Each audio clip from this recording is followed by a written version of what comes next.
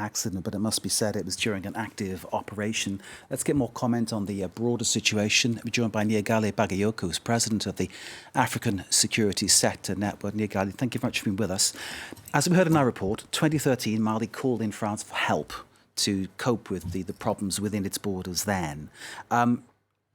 The people, as we saw, were happy with what happened. Is it fair to say that since, things have become a little bit worse and the challenge is as big and as tough as ever now? I think that the situation, in fact, has changed indeed. In 2013, when the Serval operation was launched, the objective was to stop the coalition of jihadist and independentist groups who were going to take Bamako. Now, this is a completely different landscape because, in fact, the threats have moved and you have not only jihadist groups, but you also have a mix of criminal groups, community-based militias or self-defense groups, and all of them are mixed and sometimes are very close to the population. They are trying to intermingling with the population. And I think it is one of the reasons why it is much more difficult to have very clear targets because of this relation to the population that some jihadist groups are able to install, in fact. Because from the outside, it looks like it's Al-Qaeda or perhaps the Islamic State group that we're looking at as the problem. This idea of criminal groups as well adds another layer to the issue. And the relationship with the local community, I wonder how that plays out, because is there a sense perhaps that these groups are looked upon in a more favourable way by local people, rather than, say, looking at the military and thinking they are our friends? I think it depends. I think it is very important not to consider that all the terrorist group or jihadist group do have the same strategy. Some of them definitely try to intimidate the populations.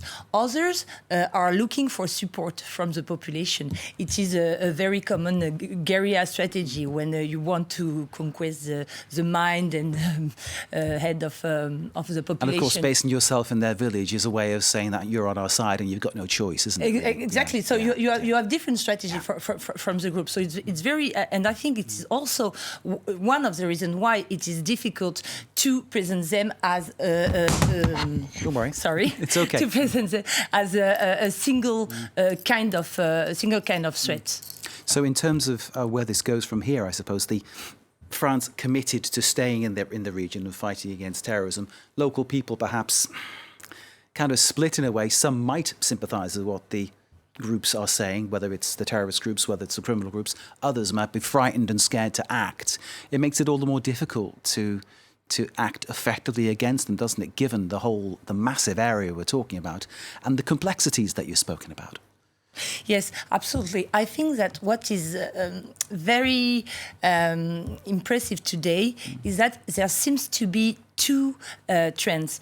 First, it is as if we had a kind of decolonization, a second wave of decolonization, saying that importing or Western or Northern solution are not well tailored for our problems now. And the second trend is that there is a consideration that today there is too much means put on the military side, and that there is a need to put much more effort on development and programs who are directly benefiting to the population themselves. I hear that completely, trying to bring benefits that sort of point out to local communities that there's something positive in turning against these criminal and terrorist groups. I suppose the problem is that in order to put these in there, there's actually, at the beginning, a risk to those people going in there, or a risk that any resources going in there will be taken away by the criminal groups or by the terrorists. That's the you're problem, right, isn't it? you're Yeah, right. yeah. There is also a risk of, of diversion, but also, to be honest, sometimes it is difficult to deliver development assistance or humanitarian assistance because you also have to follow up very long and heavy decision-making processes. And this is also the case as far as security and military assistance is concerned, because sometimes all those international actors, such as MINUSMA or G5 Sahel, are said to be very slow and not very efficient. That's not good, is it? That's not good. That's not good for the local people because they want peace. They want peace, but peace in a multilateral framework all the time is requiring time. It's requiring to follow very long decision-making processes, and I think there is a risk when you're making a lot of annonces saying that yes, we are mobilizing 100 millions of funding for this force, or tomorrow you will have a new force which will be deployed. No, because it's not like this that things are going on, because you definitely have different procedure to be followed. Of course, and if it doesn't change the lives of people on the ground very quickly, of course, they become disillusioned with it, and then we get back into the same vicious circle of problems. Nyigali Bagayoko, we could talk a lot longer, I know, but sadly time against us. Nyigali Bagayoko, President of the African Security Sector Network, thank you very much for joining us and sharing your analysis of the situation in the Sahel, where, I'm sad to say this again, 13 French soldiers have lost their lives as two helicopters collided there when they were on an active mission in Mali.